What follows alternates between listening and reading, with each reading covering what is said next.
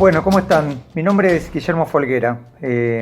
Hace varios años que trabajo en problemáticas ambientales que también tienen injerencia social, que afecta la vida de las personas y de las comunidades que viven en diferentes lugares del país. Hoy en particular quería detenerme en, en lo que significó el inicio de un proyecto el año pasado que todavía continúa en nuestro país, que es el intento por armar grandes factorías de animales, en particular de cerdos. ¿Por qué este proyecto aparece en este contexto particular? Tiene que ver con que hace un par de años China perdió cerca de la mitad de su producción, China como el gran consumidor mundial, producto de un virus, que quizás si lo buscan lo van a encontrar como gripe porcina. Desde diferentes sectores nos movilizamos tratando de entender un poco mejor qué era este proyecto y qué implicancias tenía. Y estudiamos tanto en la literatura como hablamos con proyectos similares, por ejemplo en Chile o en México. Me tocó en particular hablar, también hay casos en España similares. ¿Y qué significa generar grandes emprendimientos de este tipo? En particular se filtraron un proyecto que implicaba números muy altos, no sé, 15 megafactorías de 12.500 madres de cerdo. Imagínense lo que significa el volumen, las madres. Multipliquen por un número alto cada madre cuando tienen hijos. Y entonces, ¿qué significa un proyecto de esas características? ¿Qué significa en términos de consecuencias ambientales y qué significa en términos de consecuencias sociales?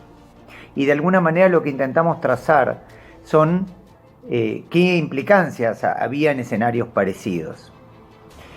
En términos ambientales, las consecuencias que se plantean son varias. Obviamente que los cerdos consumen mucha agua. En muchos de los lugares que se plantean los cerdos, de hecho hay sequía, como en el caso del Chaco. Con lo cual imagínense lo que significa, ¿no? En un lugar donde el agua no abunda, darle de beber a animales.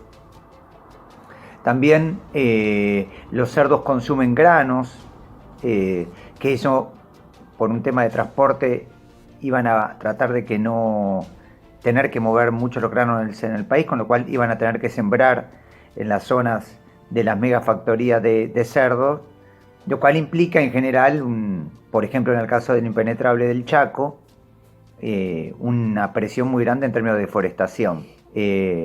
Recordando que el Chaco es la segunda región del mundo que ha sido deforestada en los últimos años, en términos porcentuales, o sea, el porcentaje de cobertura que se perdió fue muy alto. Y también contaminaciones por los propios desechos de los cerdos, material fecal y pis, y también por los químicos que se les agrega, porque cuando uno tiene muchos animales en poco lugar, se tienden a enfermar, entonces le tiran un montón de químicos, antivirales, antibióticos, etcétera, para que no se enfermen, que eso la mayor parte va a las propias, a las napas de agua y a los suelos. Entonces se empieza a contaminar el lugar. Todo genera un montón de problemas ambientales. Junto con los problemas ambientales, obviamente que hay problemas de salud asociadas, desde problemas que nos puedan parecer menores, pero que no lo son, como por ejemplo en Freirina cuentan, en el norte de Chile, contaban cuando lo que significaba el olor a podrido que venía a la mañana y cómo los chicos en las escuelas tendían a vomitar o a quedar arcadas, generaba gente que se enloquecía y tuvieron muchos problemas mentales, gente que se fue de Freirina porque no quería vivir al lado de eso, y obviamente lo que significa, asociado con lo anterior, respirar aire contaminado y tomar agua contaminada. Imagínense lo que significa eso para nuestra salud. Lo que significa trabajar para los trabajadores y las trabajadoras, lo que significa trabajar también en esas condiciones también es un problema enorme. Y también, que es un tema muy importante en términos de derechos humanos, cómo estas cuestiones inciden sobre otros elementos que tenemos menos identificados. Uno, por ejemplo, es que por la naturaleza de este tipo de proyecto que se produzca tanto, por más que sea para exportar carne a China, tiende a incidir fuertemente sobre pequeños productores, o bien de carne porcina, o bien de otras áreas, como por ejemplo abejas. Al pequeño productor de cerdo en principio le afectaría fuertemente, porque a gran escala uno produce más barato, obvio, por lo menos en una primera instancia. Y después las abejas, por ejemplo, en el caso de apicultores, son muy sensibles a la contaminación ambiental.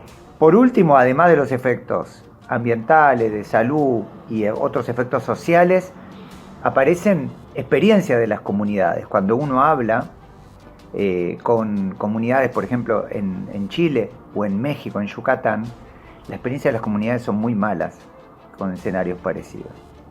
Por todo esto que nos movilizamos, por todo esto que manifestamos objeciones, no solo al proyecto, sino al modo de comunicarlo y sobre todo al modo de no abrirlo. Por todo esto que consideramos que nuestros derechos como personas y los derechos ambientales tienen que ser discutidos colectivamente. Les agradezco mucho que hayan escuchado atentamente y quedo a disposición para si necesitan escribirme, ¿sí? por alguna de las redes sociales. Les mando un fuerte abrazo y no perdamos de vista que está en juego la vida de la naturaleza y nuestras propias vidas. Un fuerte abrazo.